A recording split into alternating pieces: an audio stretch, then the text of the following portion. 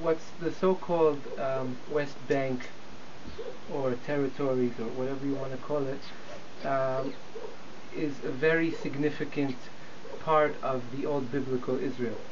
Right? If you look, and because I work in archaeology and I learned it in school, if you look at the amount of archaeological sites and you look at the amount of biblical stories in the Bible, you go one after the other, from when the Israelites came over the Jordan River and they started conquering.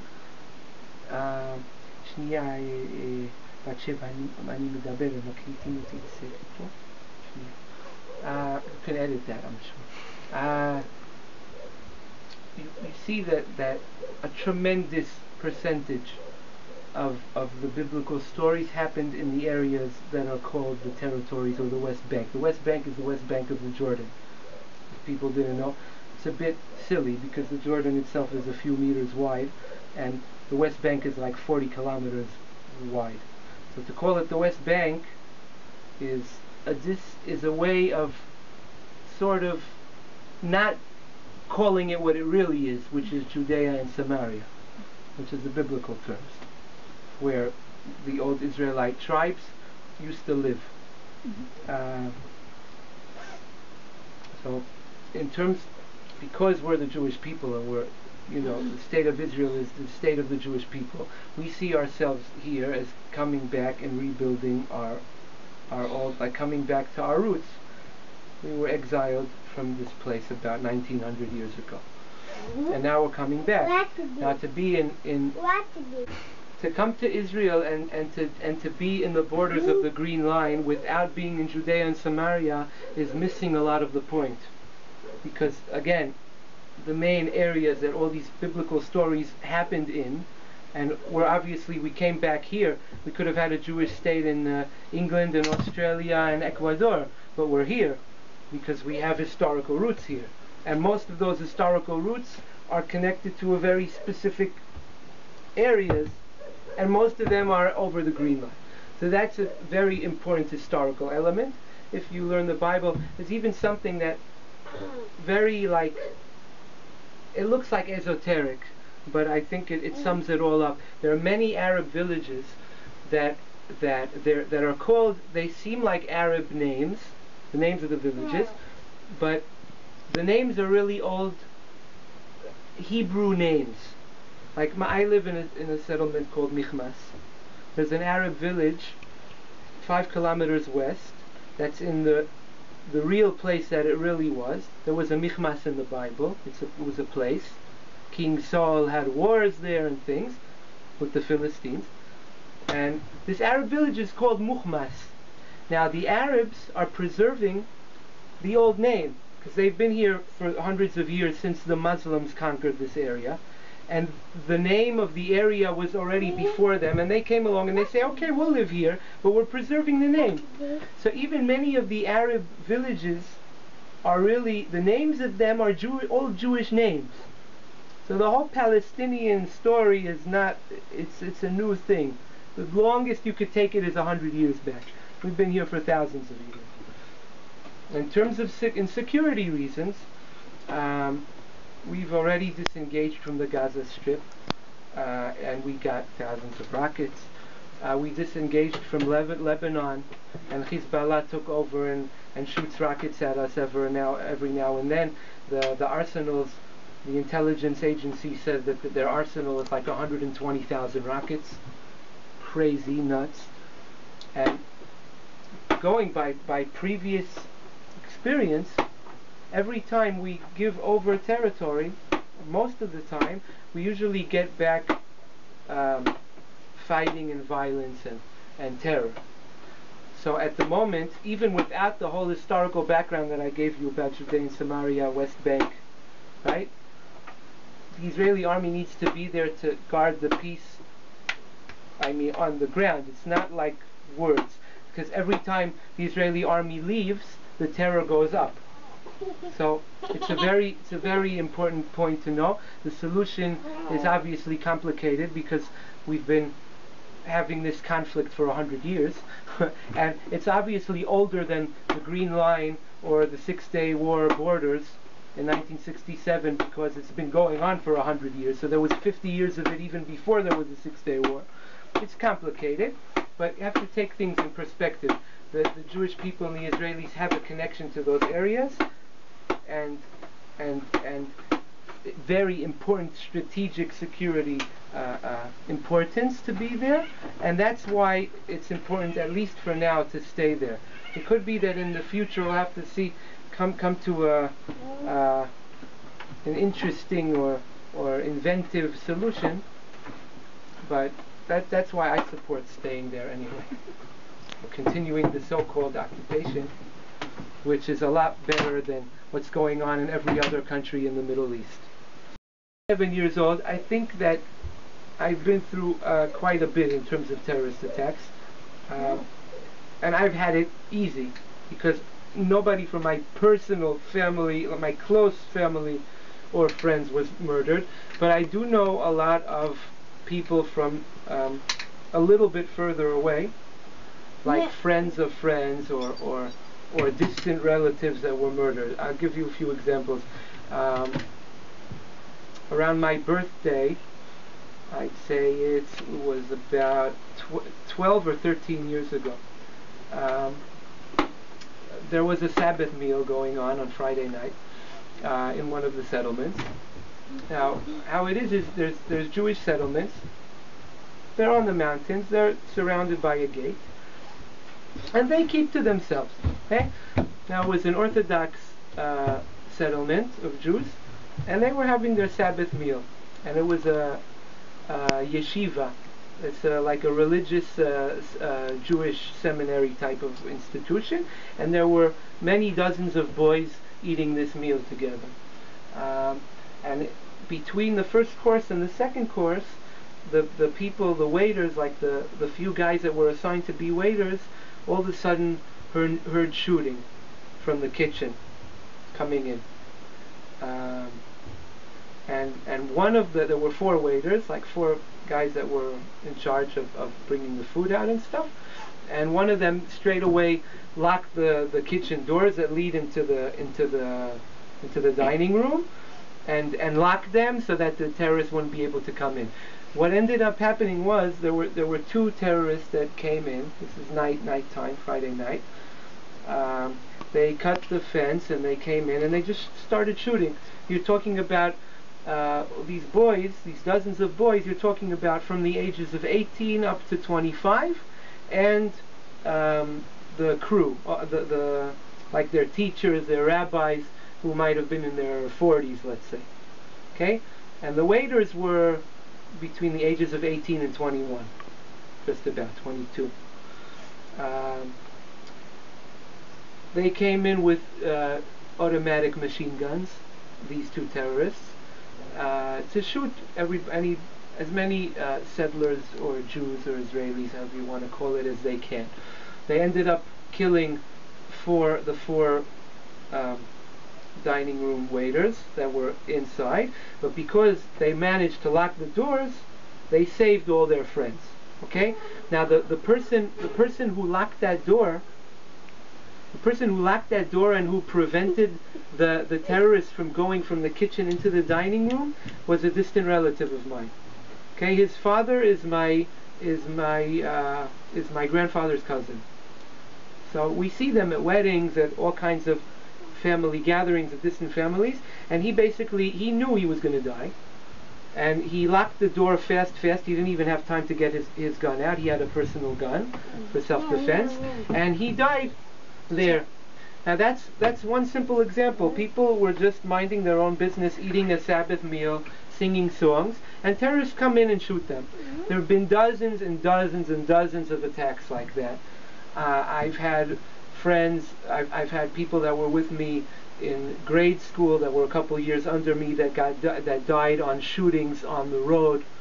That they were on their way home, they were on their way into Jerusalem, into the city, and terrorists stood on the mountain, hidden away, and just shot them because they're Jews and they're Israelis, and the enemy by them is not an army. I mean, you could disagree even if it's legitimate in the first place, but you could say that army against army makes sense. but their moral code doesn't really include that. They see the whole civilian population as the enemy, and they can kill whoever they want, whenever they want, and they see themselves as heroes. One more thing that's important, I think, that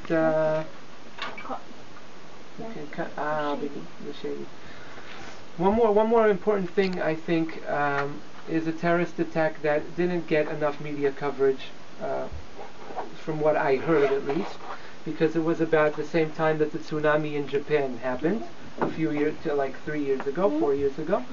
And again, it's another example of a Sabbath.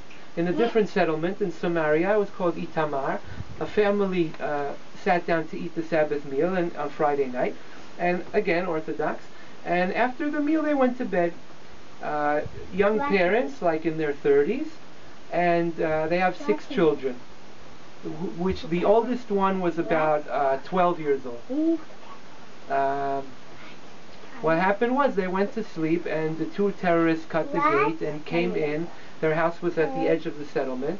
These 2 terrorists lived in the neighboring Arab village, like an hour or 2 walk away. They came through the mountains in the darkness, under cover, and broke into the house, climbed through the windows, and murdered by slicing the throats of the 2 parents that were sleeping, and 3 of their children. They didn't manage to find all the children. They missed some of them. They were sleeping. But children at the ages of like 10, 6, and or I don't remember. The oldest one was 12. So they had like a 12-year-old, a 10-year-old, an 8-year-old, things like that. So they were all somewhere younger than 10, like 8 years old or 4 years old. And the youngest one that they murdered was the 3-month-old baby girl that was sleeping in the parents' bed. And they sliced her throat.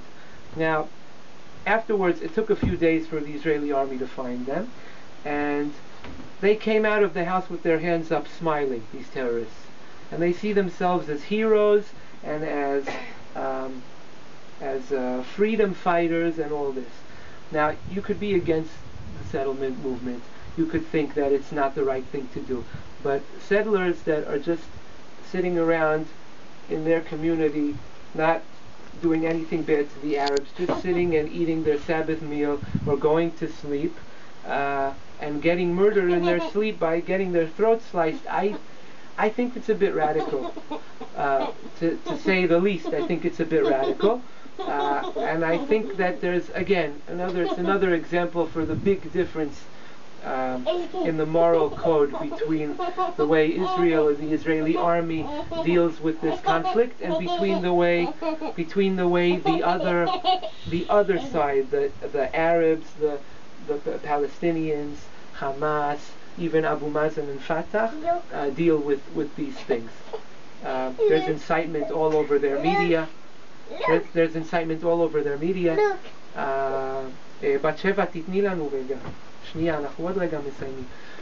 There's incitement in their school books, in the Palestinian school books. They learn about maps in which the state of Israel within the Green Line doesn't exist. They have maps that the whole state of Israel is erased and it says Palestine. They call their junctions, their road junctions, and famous public buildings, they name them after terrorists who killed dozens of Israeli civilians. Those are their heroes, not like army commanders or something, or big philosophers or anybody like that. Their heroes are terrorists who killed dozens. And that's basically it. So again, because we're dealing with such a tough society here, the Palestinians, who don't want to accept our right to exist, we have to keep on staying in the territories, at least for this amount of time, until we can find a better solution. Or the Palestinians could do differently. That would bring some sort of peace or some sort of solution. There's a lot of solutions. For a long time, I was a bit radical in terms of the solutions. as time goes on, I saw how complicated it is, and I'm not so sure there is a solution. There are a lot of Israelis and Palestinians that don't believe that there's a solution, because it's been going on for so long. But there are a few ways of maybe solving it. Israel has to decide. There's some people within Israel that think that because of our historical heritage in the areas of the West Bank and Judea and Samaria, our biblical heritage, it's a good idea, and we should keep this land and annex it to Israel.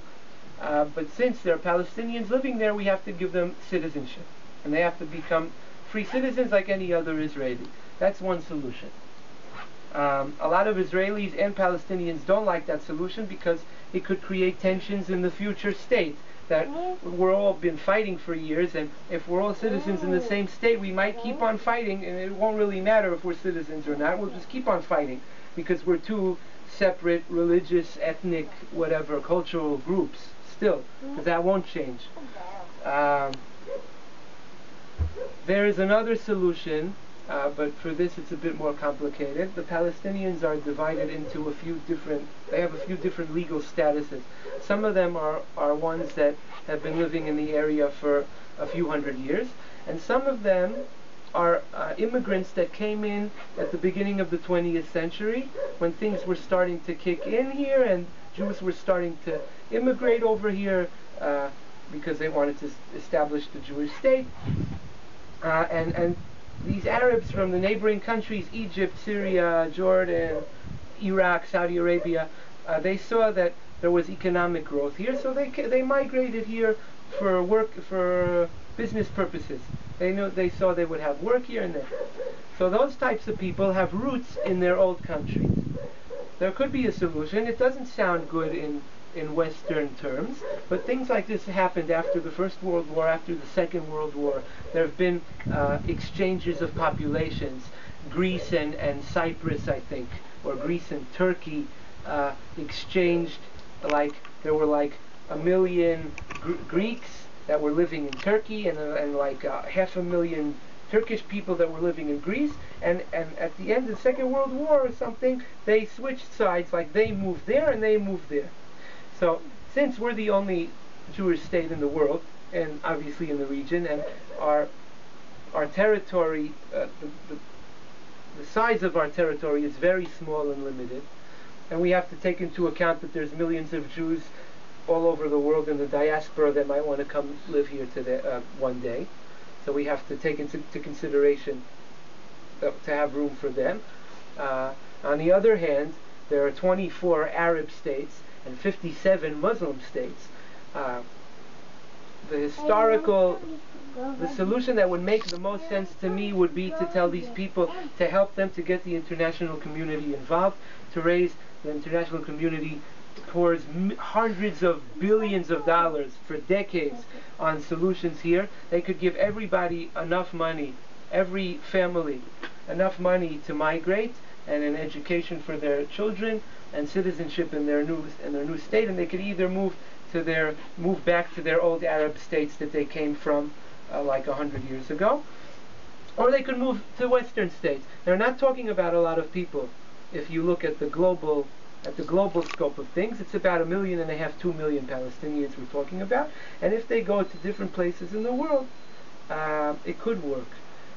There's also an Israeli politician who likes to quote polls that they've done in Arab universities.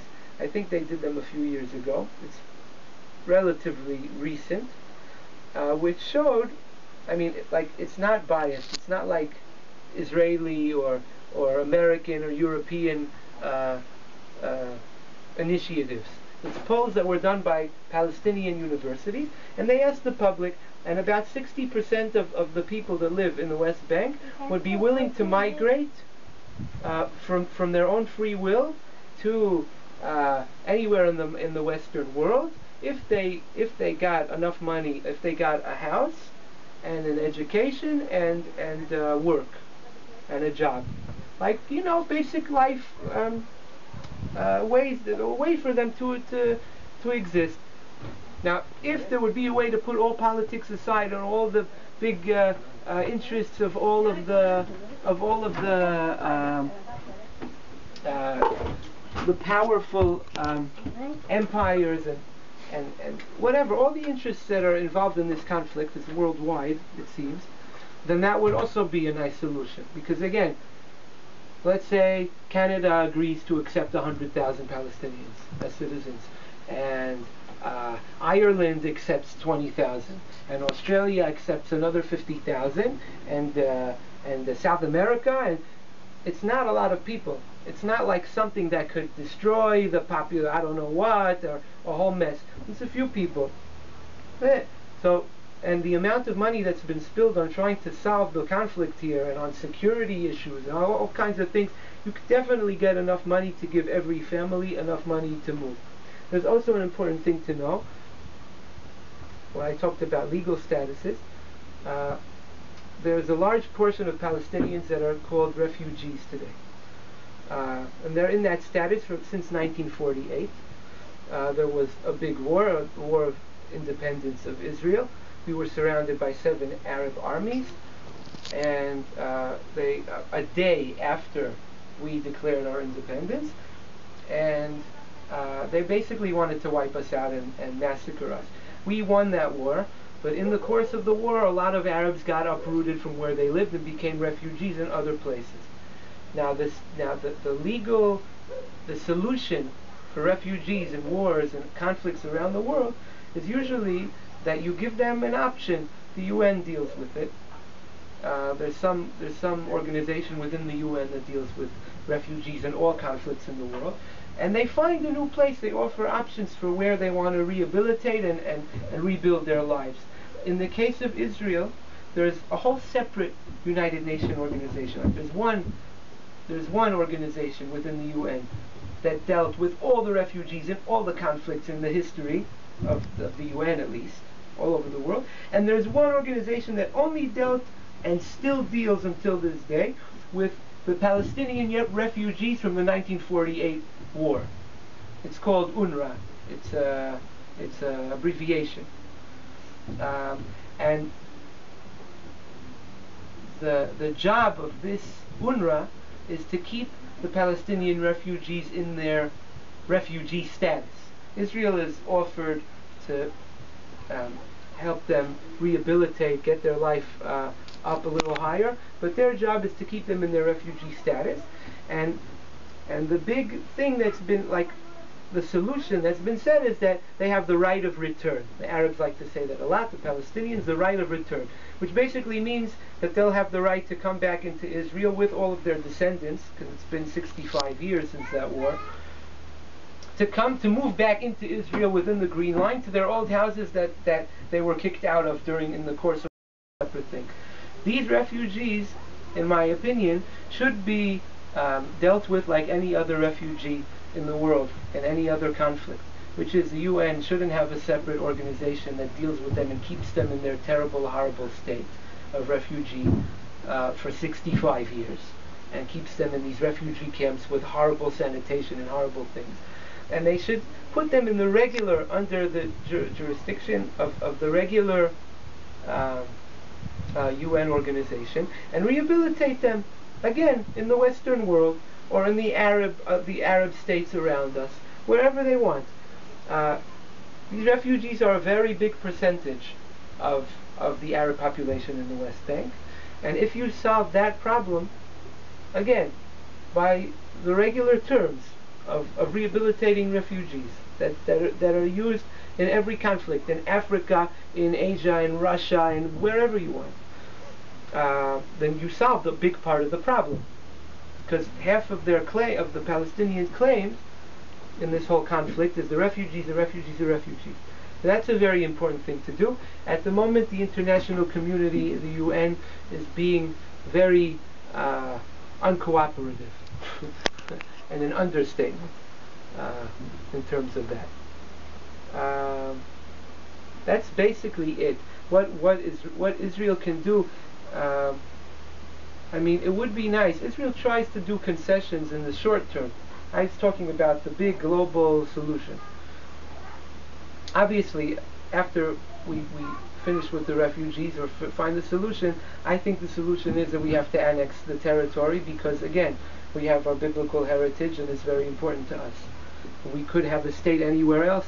The beginning of the Zionist movement, they thought to have a Jewish state in Uganda, in Africa, but they decided that in about the year 1897, 1900, in the Zionist Congress, it was voted against it, because they said, how could it be? We're going to have the one and only Jewish state in the world that has to be in our homeland, in the biblical homeland. So to run away from those areas doesn't make sense, as well for security reasons, which I've already talked about. But the status of the Palestinians, again, there are a lot of options. Most of them aren't dealt with, because there is an axioma, how do you say that in math? Like it's something that's accepted. It's like common knowledge that the Palestinians have a right for their own state and they're a separate people, which historically isn't true. It just isn't. They're a bunch of different people from different areas that in a certain context sort of got mushed together, and in the past few decades created themselves into a Palestinian people. They're Christians and Muslims. It's a whole thing. Another thing that I'm big on is media. I love media, but I've noticed, as being because I'm part of a minority, even within Israel, because I'm a settler and I'm an Orthodox religious Jew, and most of Israelis are secular. I've noticed that the Israeli media in the small scope and the world media in the global scope is very inaccurate, and again, that's a big understatement. The things I've been saying are not heard and are not expressed or discussed in any shape or form on the big media, channels, the CNN, the BBC, the American channels, the European channels. I'm not even talking about the Arab world channels like Al Jazeera or Al Manar or all kinds of other ones.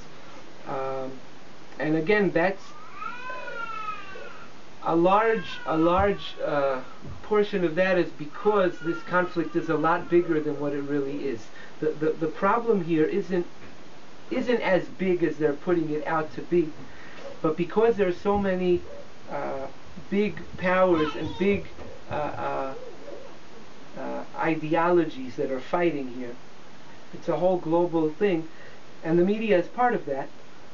So there's a lot of disinformation, a lot of I'll even say lies. It's a bit radical, but it's true, because I know I can be living where I'm living and hear a report, see a report, watch a BBC, watch CNN, and see that what they're talking about, a specific terrorist attack that happened in front of my eyes, the way they'll portray it will be very different from the way it actually happened. They'll usually put the Arab terrorists as being a lot more humane than what they really are, and usually the Israeli side will be portrayed as a lot more violent than what they are. You have to remember, we're the only democracy. I'm saying things that my Prime Minister says, and he rightly says them. We're the only democratic state in the Middle East at the moment. In our whole area, we're surrounded by hundreds of millions of Arabs and Muslims that are in third world countries. Their culture is very different. There is a lot of violence in it. Anybody who doesn't believe it is invited to turn on the news and see what's going on in Iraq and Syria and Libya and Egypt and Yemen, and see what's been going on there the past few years. It's a cultural thing. It's not a coincidence. Now, for us, as a democratic state, as a Western world state, we have tons of startup companies. We're like the number one state in the world, proportionally, like the amount of citizens compared to there, with the most startup companies in the world. We help the world out and give to the world many inventions. And we're a modern state. We're a Western world state. We see ourselves as part of the Western world, and we're dealing with a society, the Palestinians, and the Arab states around us that don't see themselves as part of the Western world, and that culturally believe in a lot more violence. So when you see reports on Israeli soldiers that are shooting little Palestinian babies, take it. Don't believe automatically everything you'll see. A lot of the reports come from the Arabs. A lot of the things that the journalists get, the information, comes straight from the Arabs without being checked. That's another thing that's quite common. There have been times that we have been accused of killing Arabs barehandedly, either settlers or the Israeli army, and it got worldwide coverage, and it was a whole scene, and there were condemnations across the globe, across the board, against Israel and how horrible we are. And a few weeks later, it was proved that those same Arabs that were killed in some local crime scene, or were even killed by the Palestinians themselves to blame us. These are things that are proved. You'll have to take my word for it. You have to live here to really understand it. It's hard to believe. I understand that people would rather believe the BBC and the CNN instead of a simple guy like me, but I live here. The CNN and the BBC don't. They're coming from the outside with their own agendas. Can you say those two sentences that you said, that there are some soldiers who do? Yes. Now, I won't say that there aren't instances in which soldiers do the wrong thing, but it's very important to see it in context, and it's very important to see how strong it is. Merit, you could see there's you have room? Battery left. So just summarize it in 2 sentences. There is humiliation sometimes, I won't say not, when you have a situation with hundreds and hundreds and hundreds of soldiers dealing with a civilian population. There will be mistakes.